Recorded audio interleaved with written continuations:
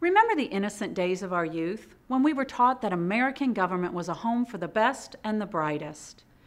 These days, that seems like an impossible standard to live up to.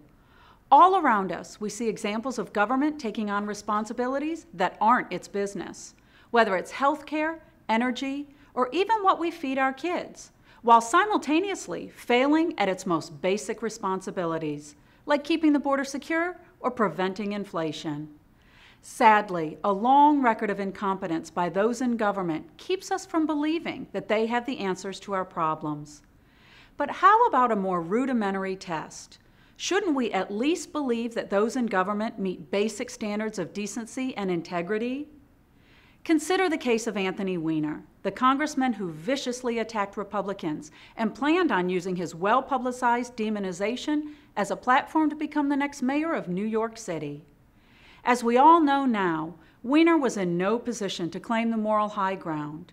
When allegations came out that the congressman had been using Twitter for perverse purposes, he vigorously denied the claims. The answer is I did not send that tweet. My system was hacked. I was pranked. It was a fairly common one. People make fun of my name all the time. When you name Weiner, you kind of get that. I've asked a firm to take a look at this. They're hiring an internet security operation. We want to make sure that it doesn't happen again. Yet only a week later, this was his admission to the press. Last Friday night, I tweeted a photograph of myself that I intended to send as a direct message as part of a joke to a woman in Seattle. Once I realized I had posted it to Twitter, I panicked. I took it down and said that I had been hacked. I then continued with that story, to stick to that story, which was a hugely regrettable mistake. How are those for standards? This is a man who most of us wouldn't want living next door to us, yet he was one of the leaders of the Democrats in Congress.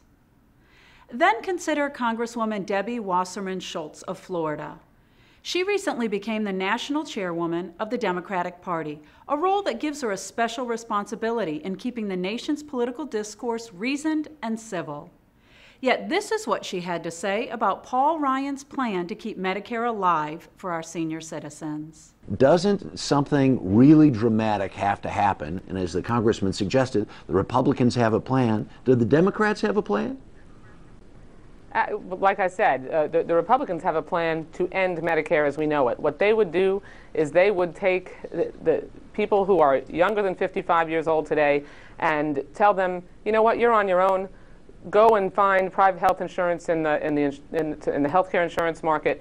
We're going to throw you to the wolves and allow insurance companies to deny you coverage and drop you for pre-existing conditions. We're going to give you X amount of dollars. This is the official leader of the Democratic Party, yet she sounds more like someone who would be gabbled to silence at a local city council meeting. Finally, of course, there's our president. We have no doubt that Barack Obama is a decent man, but we also think that his office creates a special obligation to hold oneself to the highest standards of integrity. Consider this remark he made early in his presidency. Yeah. Look, I'm at the start of my administration. One nice thing about the situation I find myself in is that I will be held accountable. I've got 4 years. You're going to know quickly how people feel about what's happening. That's exactly right. And a year from now, I think people are going to see that we're starting to make some progress, but there's still going to be some pain out there. If I don't have this done in 3 years, then there's going to be a one-term proposition.